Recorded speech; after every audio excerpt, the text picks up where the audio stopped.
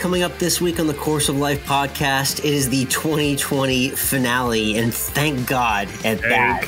God. It can't come soon enough. We could barely even get on this recording without already being triggered with random things going on in our life. So we'll put a wrap on this not so triggered year, recapping our favorite podcast and golf moments of the year as well too.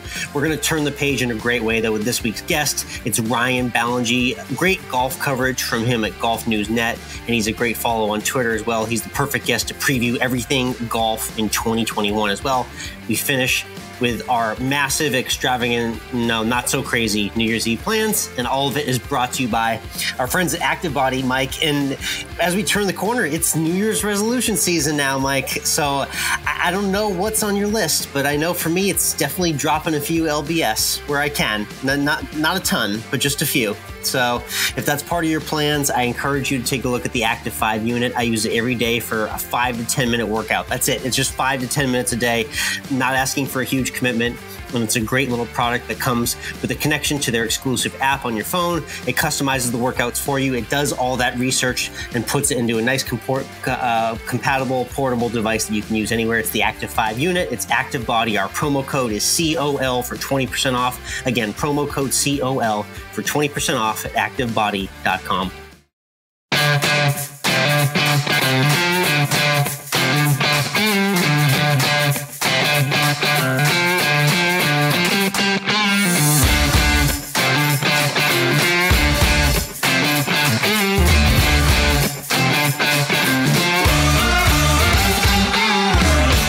Interwebs, and welcome to Course of Life, part of the Morning Read Podcast Network. We are proud to be presented by our friends at Desert Fox Golf and Groove It Golf. I'm Michael, he's Alex. And Alex, we made it. We did, yes, mercifully. You and we made it. Yeah, I am slightly positive on the outlook of the year when I look at golf. The rest of the year, I'm pretty negative. I do not have COVID. We're just like the Christmas ornaments that my lovely wife did for our tree this year. We're official survivors of 2020. We made it through. We made it out alive. So shout out to us and shout out to everyone who's still listening. Because if you're listening, you made it as well too. So it's still a couple days. Things could happen. Great. Okay, so don't walk out into the roads the next couple days if you're listening as well too. Be careful and look both ways. Wear your mask. Right. The year was nuts. There was all sorts of stuff that got thrown at us from different parts of our life. But one thing that did allow us to have a little bit of an escape and a constant kind of mental vacay when you and I needed it was golf. Not only talking on here, you and I, and just that therapy each week, but when we got to get out to the golf course and do something safe and outdoors and in nature, like that ended up being a really huge win for me this year. My golf game did not get better, Mike, but in the end, I had a newfound enjoyment for the game even more in 2020. I certainly played the most this year that I have in a long time. Yeah. So that was really nice. And my golf game seemed to improve simply because I was playing more. It's that thing. You just play more and you're going to get better. It's how it sometimes works. That's right. And I think you certainly saw the game of golf in general really had a banner year because while you couldn't go bowling or you couldn't go to the mall, you could go play 18 holes most places. And you couldn't gather for football or a baseball pickup game or play basketball in a gym. These things were just off the table for a while this year. So people ended up looking to recreational outdoor sports that are distanced like a tennis, like a golf, things that they can do out in nature. Rounds were up. Sales of clubs were up. I can tell you, just for everyone out there listening, thank you to the newfound group of people that are now listening to us on the Morning Read Podcast Network as well, too. The fans of the game are up and coming in all directions. And it's exciting to see because it's been a part of our life for so long. And now to actually see, new people asking me about the game and saying, hey, this year I went to my first Topgolf and had this experience and enjoyed this. You feel like a proud papa, and it's been a good year for the game at that. Yeah, and I think while it was really odd to see the professional game come back to TV in June without any fans, there's a lot of positives with that. That means you get to hear more on the course. You get to see these guys interacting. You get to see Beefy Bryson be yelling at a camera. Yes. There's a lot of things that we got to see that we've wanted out of these golf broadcasts.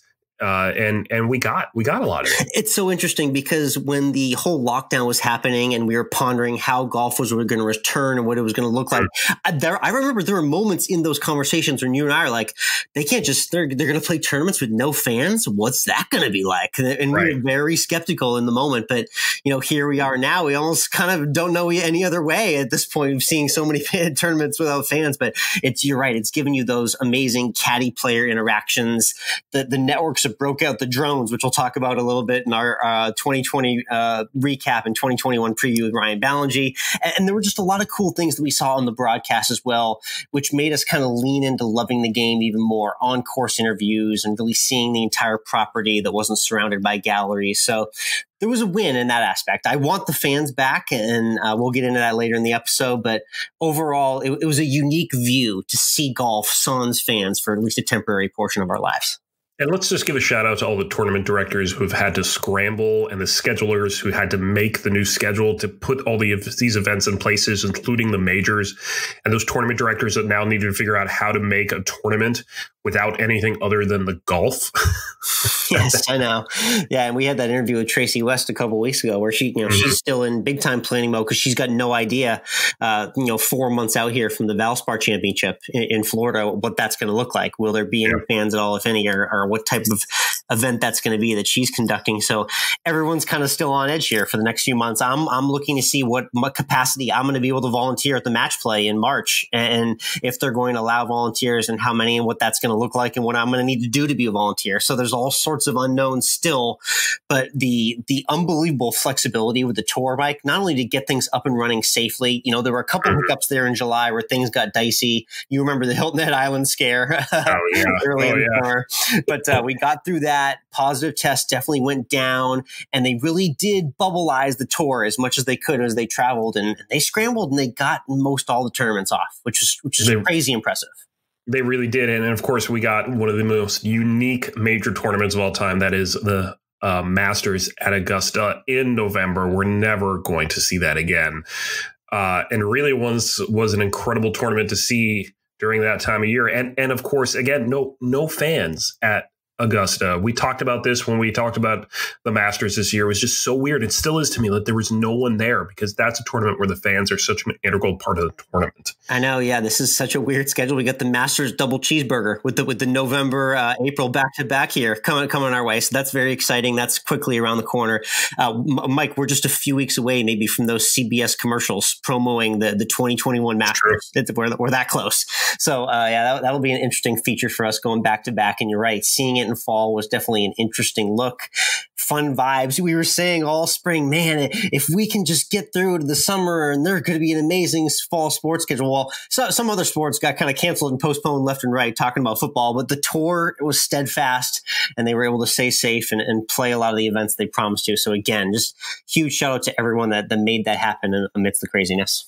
There also was, of course, the social justice push and Black Lives Matter movement that took hold of the country during the lockdown and summer.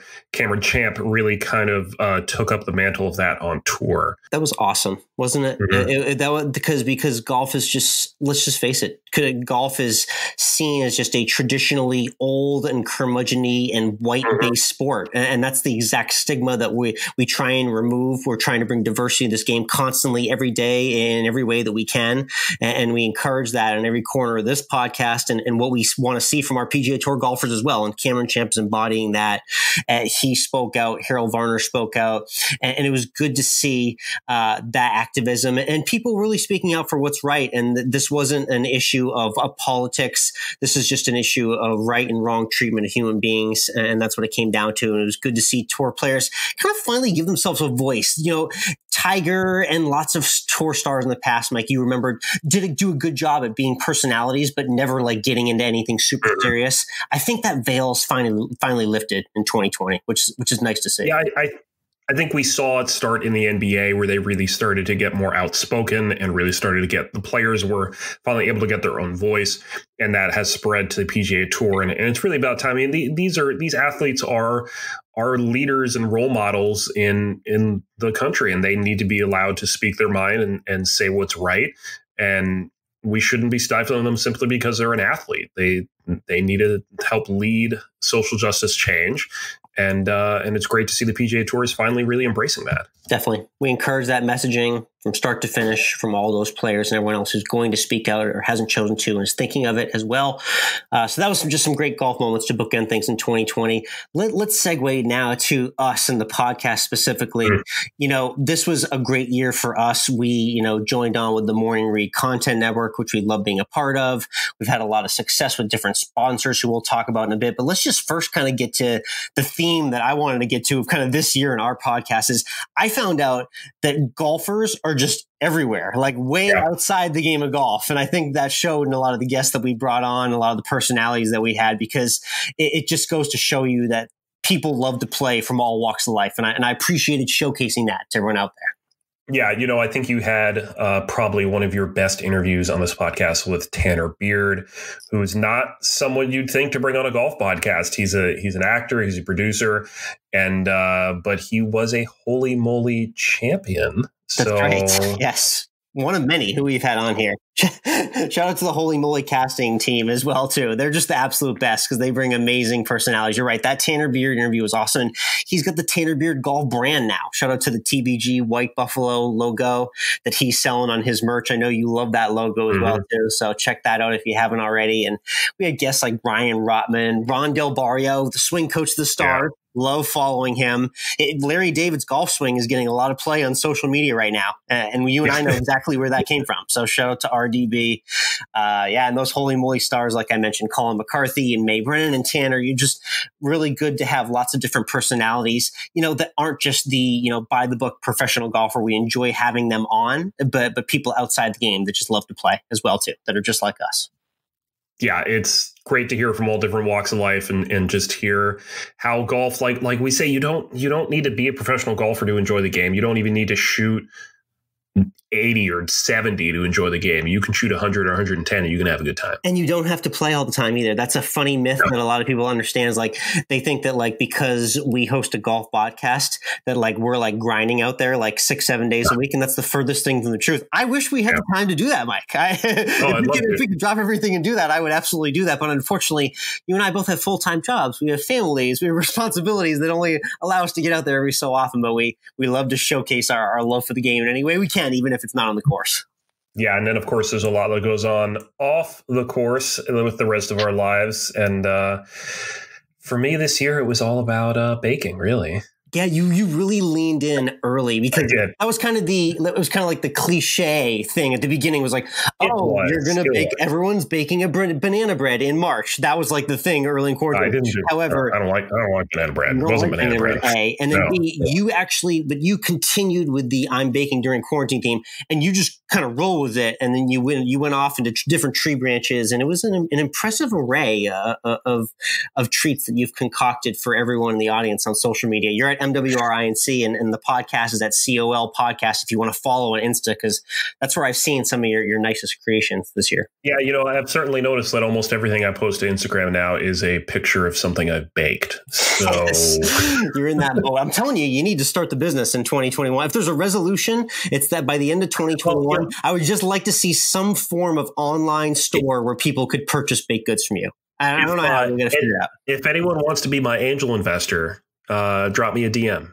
Okay. It doesn't take that much, people out there. If you're interested, I'll be the marketing arm and I'll promo, and Mike will get in the kitchen and we'll make this happen. So if anyone's out there looking to invest, holler at us as well about that. It was hashtag AlwaysEndWithFood that we kind of established was that brand. And we had some food guests on as well, too, which I know you appreciate. You being a veteran of the Food Network kitchen yourself. We had, Brandy Malloy and Ali Khan and Roger Mooking and all different sorts of food personalities, which was great for kind of the holiday season and really leaning into what you and I love to do the most, which is just like make an awesome meal and just sit on the couch and enjoy it. Right. Yeah. Yeah. Oh, I mean, there's nothing better to me than making the meal you're eating yourself and doing it well, and just having fun with it. Because ultimately, too, it's okay if you mess up. What's the worst thing that's going to happen? You have to order a pizza. That's all right. Not the end of the world. We'll put a couple other things I wanted to touch on that will be becoming more of a reality in 2021. We're going to have the Playcation series will absolutely continue. Shout out to our friend at the Hyatt Resorts in Texas. We're looking to bring those to some other locations as well too in 2021. So if you're a part of a golf country club or resort and you want us to highlight the resort or the course and interview your team and who gets it done and how it gets done and profile you to our audience, be sure to hit us up. We'll also be doing lots more Instagram lives, which have been very successful as well with our guests. And Mike, we have to shout out our go-to sponsors who have been with us through this entire year, Mike. During a pandemic, it's not easy for small businesses. We understand that. And we thank Desert Fox Golf. We thank Groove It. We thank great partners like FlightScope and Active Body and all of our other sponsors and affiliates who have helped us broaden our brand. And also they've gotten theirs out in question as well, too. It's been good to sell some units for them as well. Yeah. Yeah, it's pretty cool to work with some of these brands that are growing like they are. It's pretty cool to see the Groove It golf brush on the bag of Charlie Woods there, like we did. So right, a lot of full circle stuff with the sponsors. I saw the phone caddies. You just see them kind of sneaky everywhere when you start following people on golf social media. Just like, oh, there's another one. Wow, they're just popping up everywhere. So good to see our friends making it through this tricky year for small businesses. Looking forward to working with them more in the coming year as well. So that's pretty much our cap on the goods. And we try to stay as remotely positive as possible there with our 2020. If you want our negative, go back and listen to our airing of grievances in last week's episode during our the archive there. During our Seinfeld Festivus episode portion of last week's episode. Did you? And then you can hear us speaking. I didn't really get into much new. I was watching just as much sports as possible this past week. The Hallmark Christmas movies are winding down on our end. Were you tuned into anything specifically through this holiday week? So I was. So Disney's Pixar dropped their new movie Soul, and it is unlike Mulan. It is free on Disney Plus. You saw Soul. Nice. Okay. Cool. What are your thoughts? It is easily one of the best Pixar movies. It's in that conversation with the likes of WALL-E and Up and Coco, which was also excellent, and Inside Out.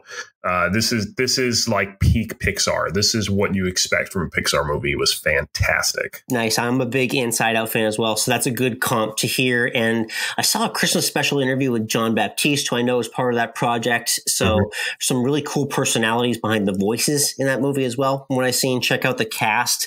I'm definitely going to give Soul a watch. I appreciate that shout out. Definitely recommend it. You know what else I recommend, Alex? What's that? For everyone to stick around for this interview that we got now. Yeah, we're turning the page, 2020, and we're done with this year. So I was happily ready to talk with someone who's fun and entertaining about like what's to come. Like, give me something in the future to look forward to, please. Now we need it more than ever, right? We're gonna have 4 major championships this year. Yes, that's a problem. Please, yes. I'm going to hold you to that. So, and they're going to happen when they're supposed to happen. That's the goal. Yes. I'm not going to say they're going to have fans because we'll see, but they're going to happen. Love it. So yeah, you got to chat with Ryan Ballengee and preview the upcoming golf year. So let's get into that. But first, as always, want to let you know this conversation is brought to you by Groove It Golf, makers of the Groove It Golf brush. It's been a pretty incredible product, and it did so well. It's sold out, but it's coming back. It's pre-orderable right now. They're shipping units out still, so it's maybe a little bit of a delay, but it's coming out right now. And this is an incredible product because it's got a built-in pump that sprays water or cleaning solution right onto your club face, allowing you for a quick and efficient scrub on the course. It's got magnets, so you can easily pop it off your bag. So when you're doing cart path only, you can take it with you all the way across to the other side of the fairway. And it's got a 3-year bristle guarantee. So if you can wear out this brush head in 3 years, you can send it back. You'll get a free replacement. So prepare to be amazed with the consistency and control that Clean Grooves will give you. Using your existing golf clubs with the Groove It, you'll get the spin, trajectory, and consistency you're looking for. So check out grooveitbrush.com so you can pre-order your brush. Again, that's grooveitbrush.com.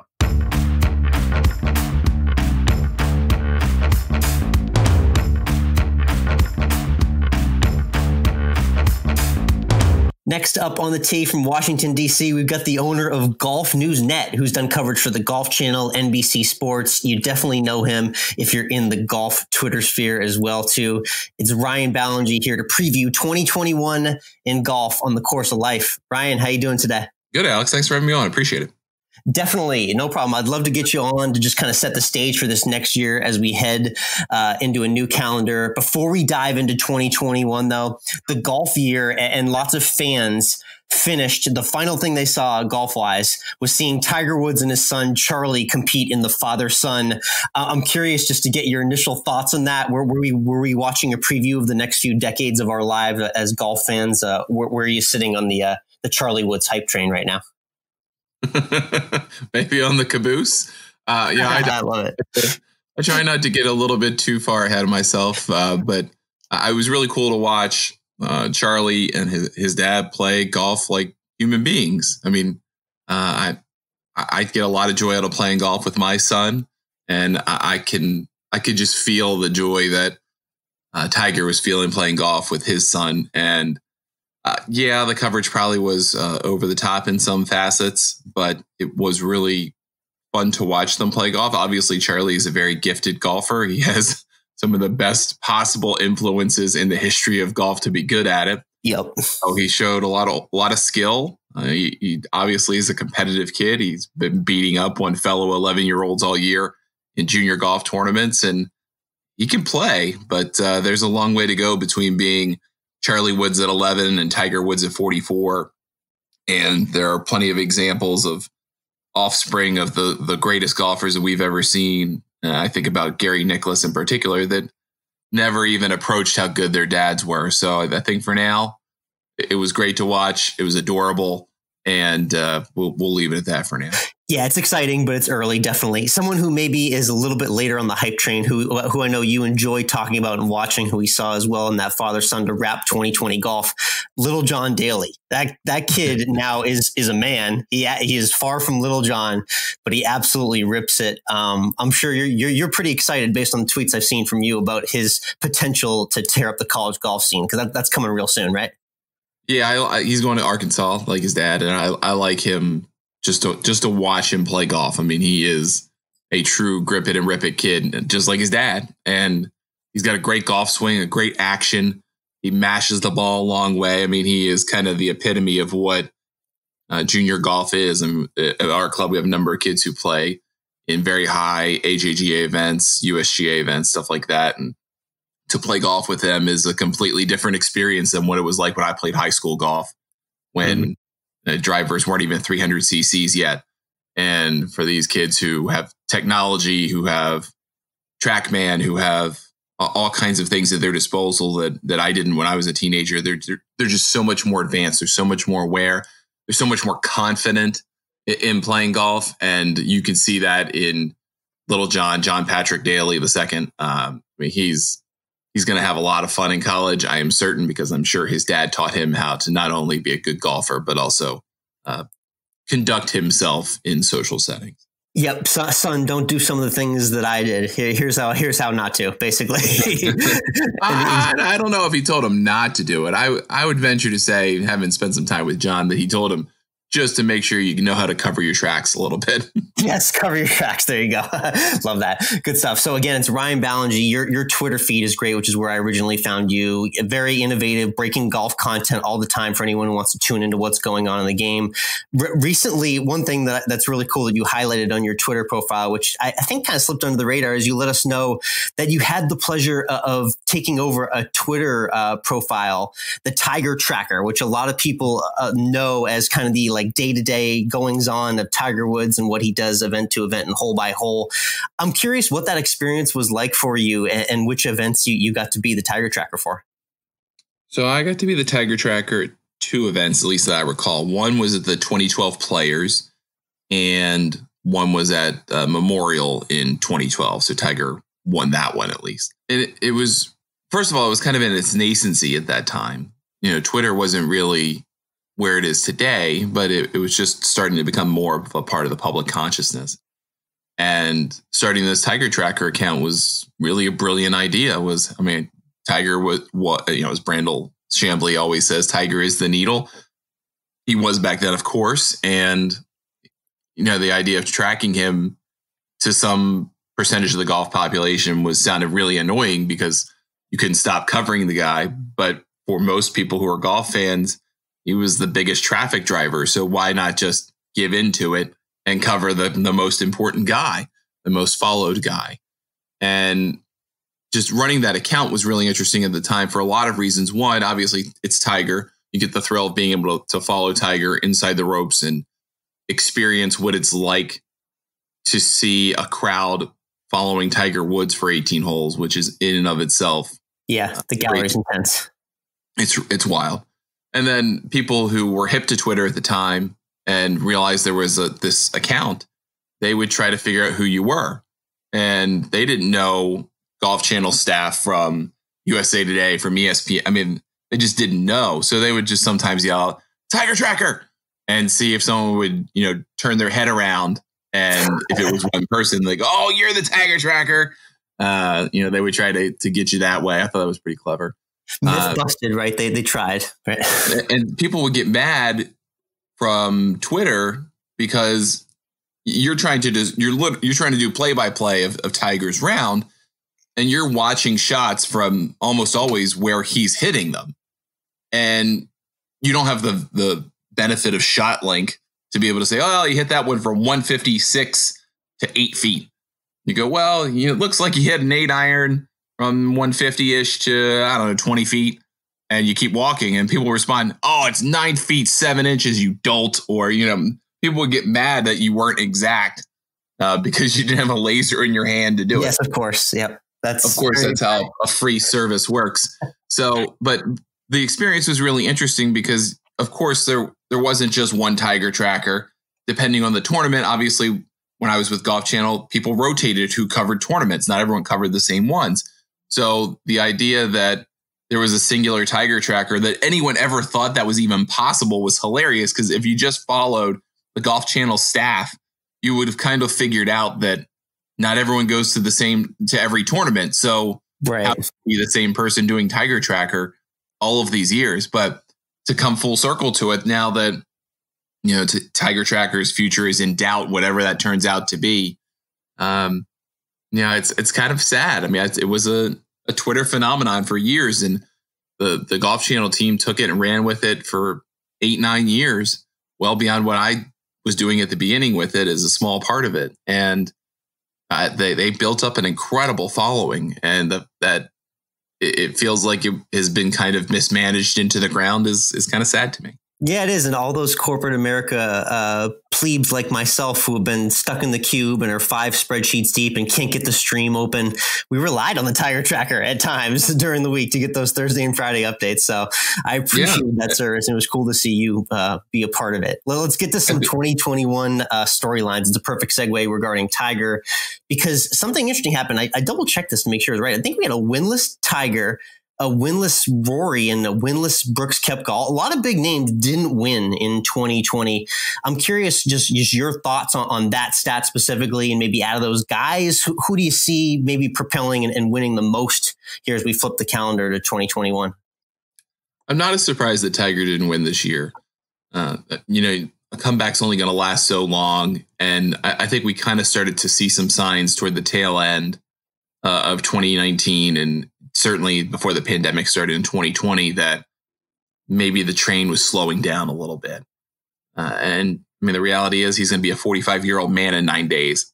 And that's going to be hard for anybody, whether you've had 4 back surgeries or not, to be competitive on the modern PGA Tour. So I think that's not necessarily all that surprising. But on the right golf courses, Tiger can be competitive.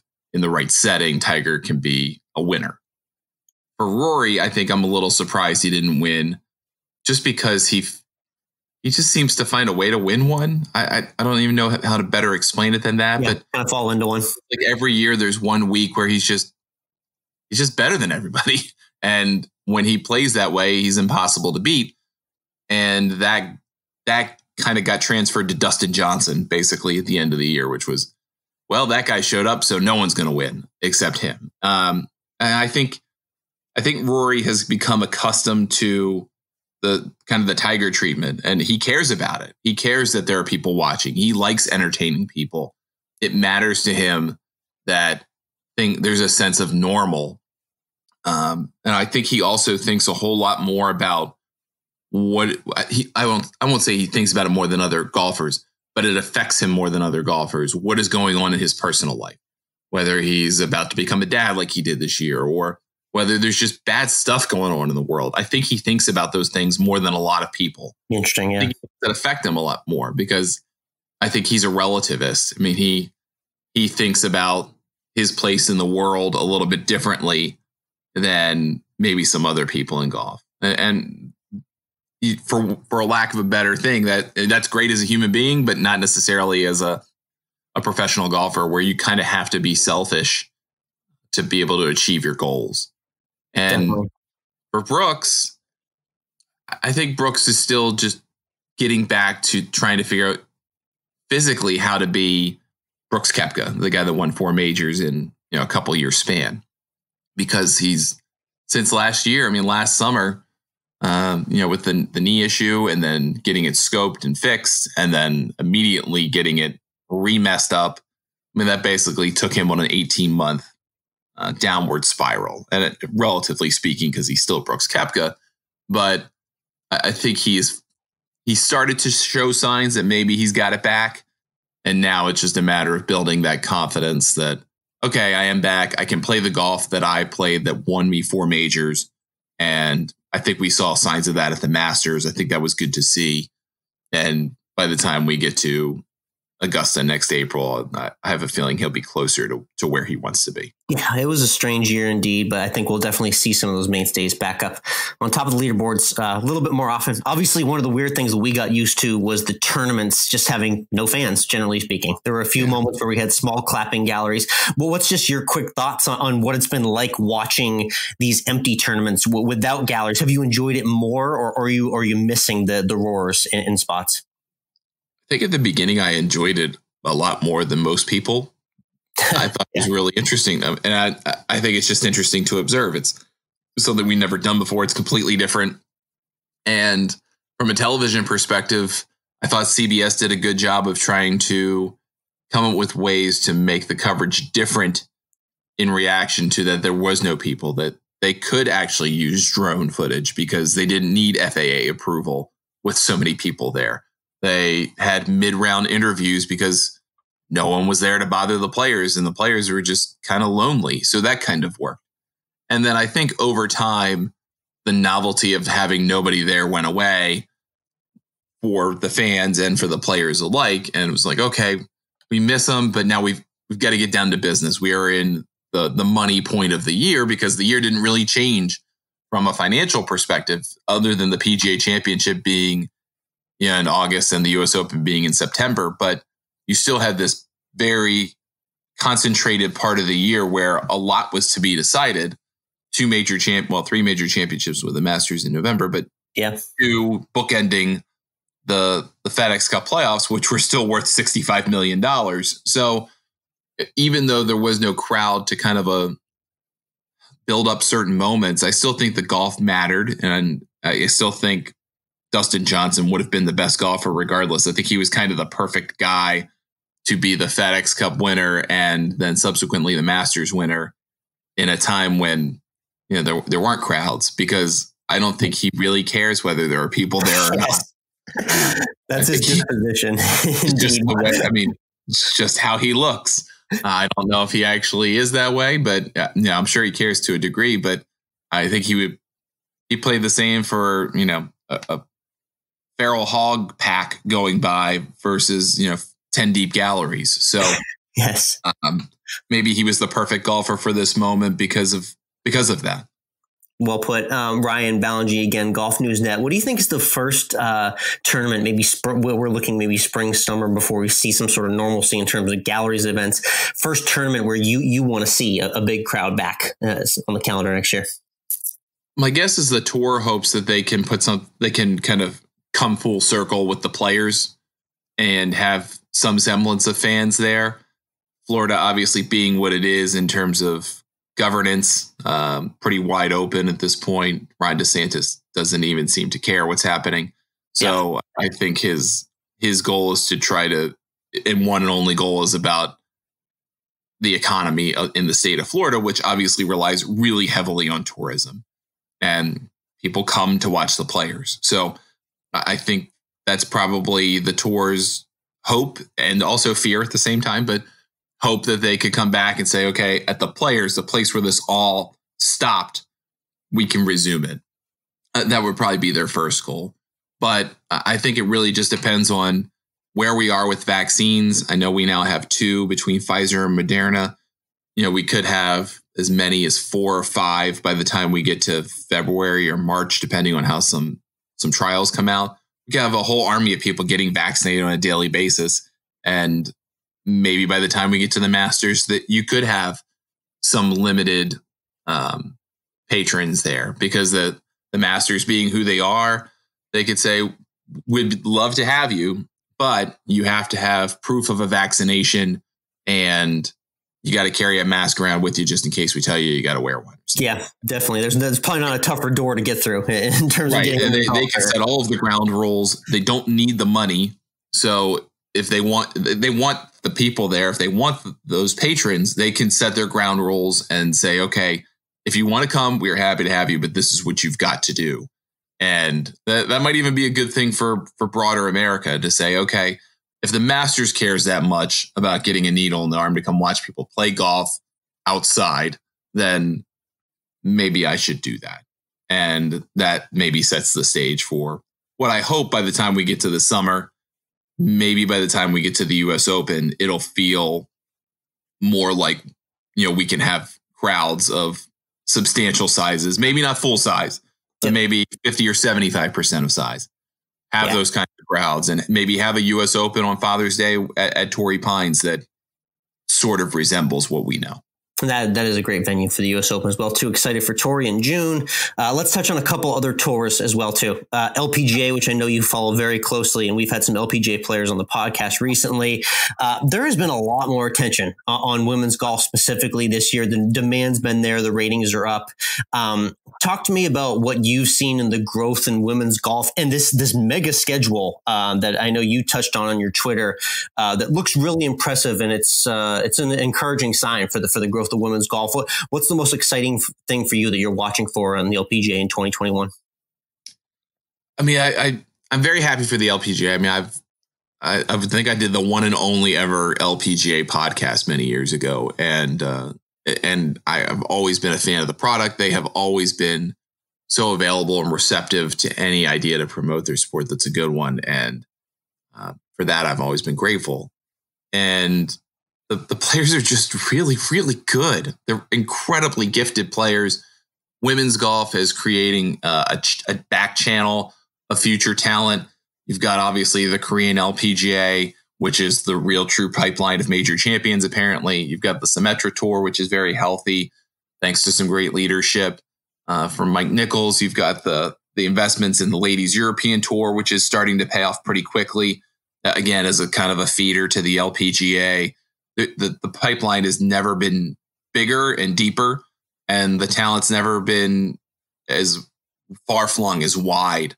It's really fun to watch on a week-to-week basis. And that they put together a global schedule with 34 events and a Solheim Cup and a record amount of prize money the year after a global pandemic basically wiped more than half of that off.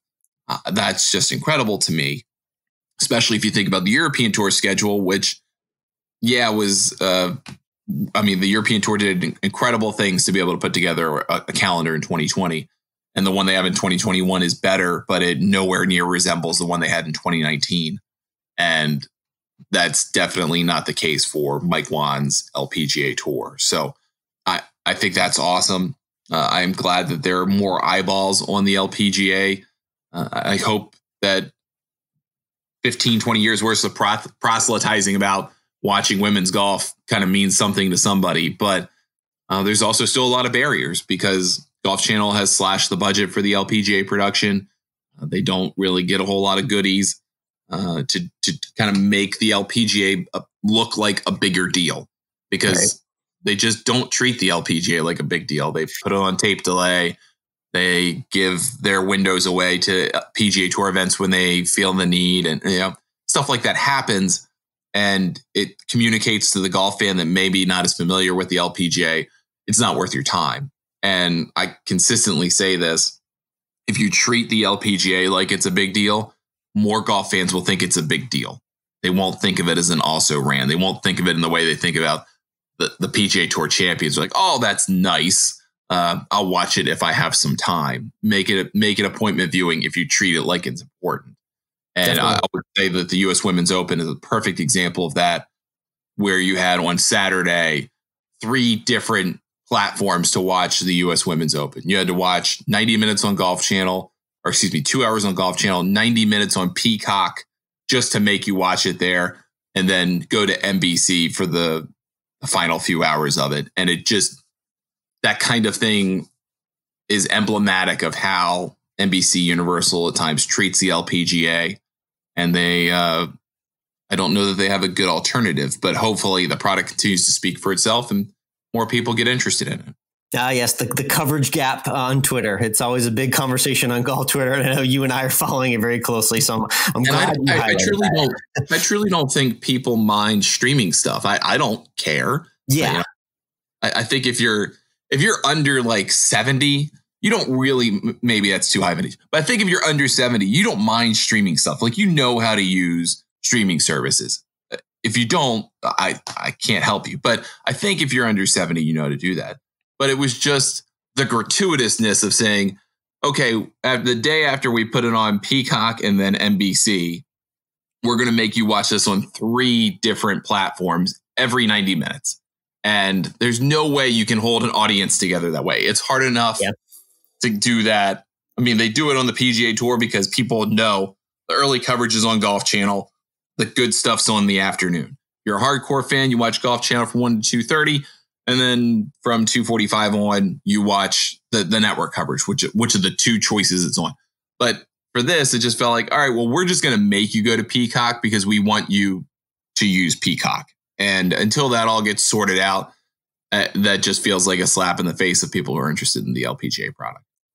One other tour I want to touch on, which we talk about a lot on the podcast, is the European Tour. We just love how ahead of the time they are. They're very innovative with their content. And I know one big story that came out recently was kind of this alliance between the European Tour and the PGA.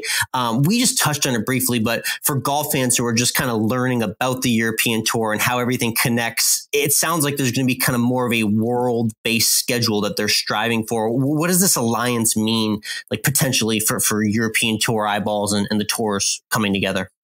It's a good question. I think there's still kind of a TBD on that, right? The formality piece of it was that the PGA Tour bought a minority stake in the European Tour Productions company.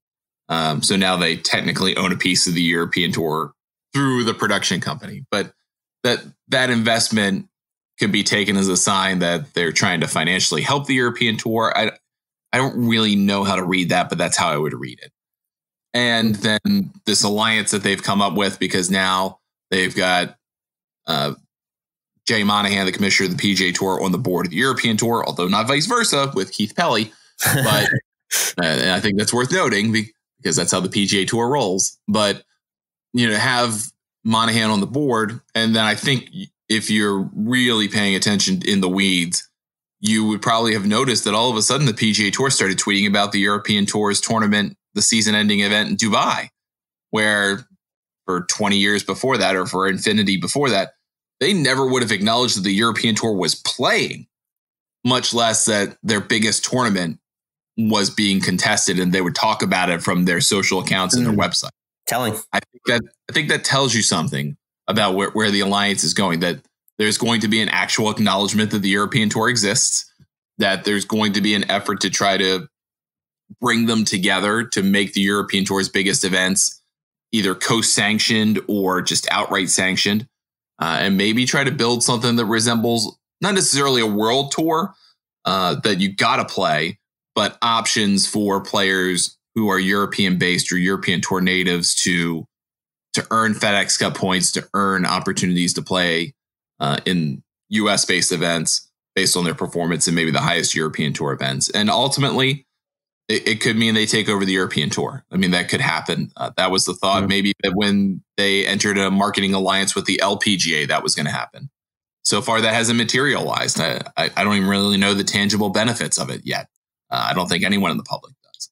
So I think if the LPGA deal is the model, I don't know what the end result is. If it's something completely different, and the clues that they've given us seem to suggest that it is, then maybe we're heading towards something a little bit more unified. And whether that's good or not for professional golf in the long haul, where the PGA Tour fundamentally has a monopoly on the biggest tours in the world, I don't know if that's a good thing or not, but I feel that's the direction we're heading. Okay. Good notes from Ryan Ballengee, again, capping off good storylines across a few different tours in golf. Again, Ryan Ballengee on Twitter. It's also Golf News Net as well. Let's wrap with just a few real quick questions. Just give me 5 or 10 second thoughts here. The first one being, we touched on some terms where we could potentially see some fans in spring. What's maybe just a random tournament in 2021 that you're most excited to watch here as we look towards the spring months and the Masters? The Open. I miss the Open. We got all 3 majors we got 3 majors this year in the United States, and we didn't get the one overseas. I miss watching links golf, miss getting up early for that. Good stuff. And then we talked about the TV coverage gap Twitter sphere, which is my favorite overdone storyline on golf Twitter. But I know you follow a bunch of them. Do you have any other notables that you just can't get enough of in terms of just completely overdone stories on golf Twitter? I mean, we overdo everything on golf Twitter, don't we? I think Charlie Woods is probably going to be the next overdone thing here going into the new year. And then we'll try to see what normal service resumes once we get back to the PGA Tour schedule. Love it. Again, and the final question we love to ask is our 19th hole question, which is perfect because you have the 19th hole show as well. So the question is, when you're done either covering or done playing 18 holes yourself and you get into the clubhouse, what's your go-to order in terms of like a meal and a drink in the 19th hole? At my club, right now we have a beer called Raging Bitch, which is actually one of my favorite IPAs in the world. It's by a brewery called Flying Dog. Nice forward title there. I like it. So I love that. And they make a really good steak quesadilla. So after a while, not having a whole lot of energy, I'll get a steak quesadilla and a Raging Bitch. Nice. Great combo indeed. Again, Ryan Ballengee hopping on to preview 2021 in golf. Thanks again, everyone. Check out Golf News Net, and looking forward to seeing more of your content in the new year. Thanks, Alex, for having me on. Appreciate it.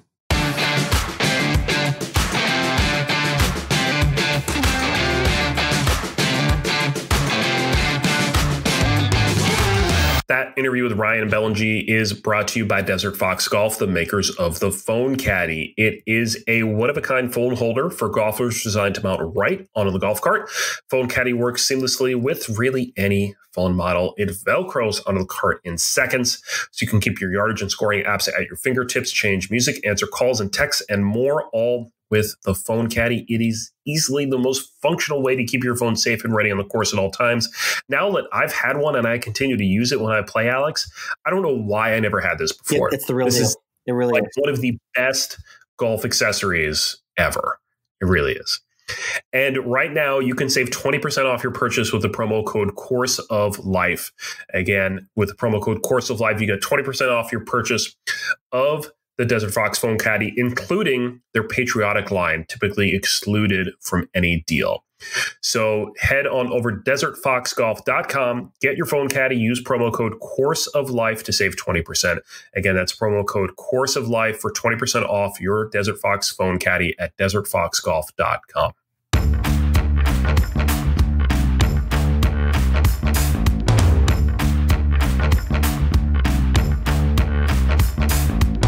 Great interview there with Ryan Ballengee. Interesting, it's going to be interesting to see fans coming back, what kind of policing we're going to have on whether you had a vaccine or not. How is this going to work to get people back in the crowds? Yeah, that is because he mentioned the tour is going to have one set of policies, and we don't know how that's going to look tournament. That could be a state to state thing, but then there's just organizations like the Masters. They are on their own and they can do whatever they want. So they could have really unlimited policies set in place to get people on the grounds of Augusta National. I'd get 10 vaccines if it meant I got to walk the Masters ground for the term of the week. So I am committed to that if that's what it takes to get into the Masters. It'll be interesting to see how those policies do take form in the next few months, though, as hopefully everything digresses in terms of the virus and this vax actually works for things like getting fans back at PGA Tour events. We will see what happens and let you know on this podcast. And if you want to hear it from us, you can let us know how much you love us. You can rate us, subscribe to us, leave us a comment on your favorite podcast app. We appreciate it. We want your love and affection. And we only need it once a week too. We just need it once a week for 2021. That's it. We're harmless. Yeah, we know this next year is going to be better, so we want to know that you appreciate us, and just listening to us and subscribing to us is all we need. That's all we need right now. Definitely, that's it. Because Alex, you're now focused on college football and the bowl season. I am. Well, I'm just trying to get over that 55% promise that I made back in August. Yeah. How realistic is that looking right now? And right now, it's looking like I'm going to have to hit about 60-something% for the rest of bowl season. I've been hot picking these random bowl games. There is absolutely no rhyme or reason between who's going to show up for these meaningless bowl games, but for some reason, I'm picking them well right now. So just do the Lisa Simpson method. Just pick the mascot that would win in a fight. Yeah, I don't mind trying that for a couple of these. I mean, I bet on the Camellia Bowl on Christmas Day that I'm sure no one was watching between Marshall and Buffalo. I have watched all sorts of random college football in the last week, but it's been successful. You can follow my picks on Twitter at Course of Life 1. We're heading into the playoffs. New Year's Day evening. We've got Bama and Notre Dame. That's going to be an absolute murdering by the Crimson Tide from Alabama. So they're going to advance, and then they're going to play Clemson, just like they do every single year, Mike. So nothing changes, despite the fact that the world's upside down. Bama is still going to play Clemson for the national championship, just like always. Yep, I think that's right. But what's not like always, we've said it before, I'm going to say it again. Your Patriots are out. Dead. They're done. Dead. Finished. They're dead in the water. Nothing else matters anymore. They're going to be right in the middle of the pack for the draft. So who knows what's going to happen there. Yep. But my Giants have two possibilities right now. They could win the NFC East, or they could end up having the number 3 pick in the draft. That is an amazing spectrum of possibilities heading into Week 17 for the New York Giants. I don't know if it's a first, but they could potentially be a 6-10 division championship. And we joked about this for months, Mike. It's almost like basically infuriating me how much we talked about this for months about how horrible this division was. Yeah. And we said, I remember vividly saying 6-10 could win this division. And we were not crazy. And what you're actually going to have if the Giants win at home against the Cowboys and the Eagles beat the Washington football team, you have the Giants. Yes, they just cut their quarterback. Yeah, I know, which is not a good sign for Washington. So the Giants, the Cowboys, and Washington will all be at 6-10, and the Giants would win the head-to-head tiebreaker because they're 3-1 head-to-head against Dallas and Washington. This is amazing. So you'd have it. We're heading into the new year, and the Giants are still alive. That is amazing. Yeah. It's just incredible. I also saw something that I just want to touch on real quick that I thought was pretty peak, quote unquote, normal. Yes. The Browns losing to the Jets it's like ending everything for them.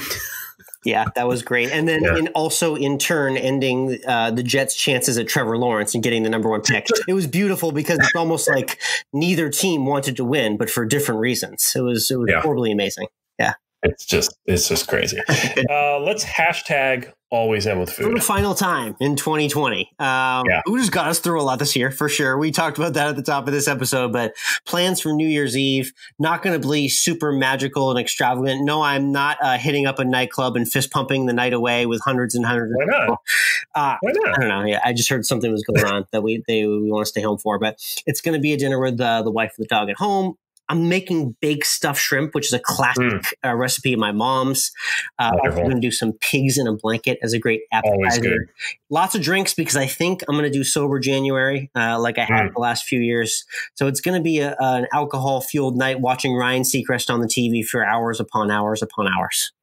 Not a bad way to spend the evening, I guess. Well, what do you have in store menu-wise?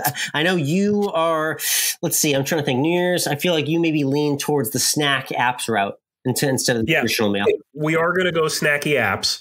We're going to do some bacon-wrapped water chestnuts. Nice. I just did them last week, and they went very well for me on Christmas Eve, so I wish you luck. I believe we're doing wings. I think wings is in there. We're gonna do some dip. I think we're also planning some sort of adult Lunchables board, aka charcuterie. Yes, Lunchables. I like that. And it'll be an early bedtime because I got to be at work the next morning. Yeah, I mean, listen, like I'm. Here's the thing: is like I'm still gonna stay up till midnight, but the only reason why is just because like I just don't have to work like the next few days, and then I have nothing better to do. But there's absolutely no motivation for me to stay up till midnight. I'm just merely doing it just because I know I'll be woken up by fireworks in my neighborhood anyway, I guess. So yeah, that's true. There's that point where it's like I either need to go to bed at like 9:30, 10 o'clock so I can be asleep before the fireworks go off, or else I'm going to bed at 1. There's a lot of people in America that have no clue what we're talking about, but if you live in a certain part of the country, your neighborhood has fireworks at midnight. I don't get this thing in the South. Maybe it's just a Georgia thing or a Savannah thing. While we're on fireworks real quick and ending with food, they do fireworks at Mother's Day here, and I just don't get it. Wow. Interesting. I don't get it.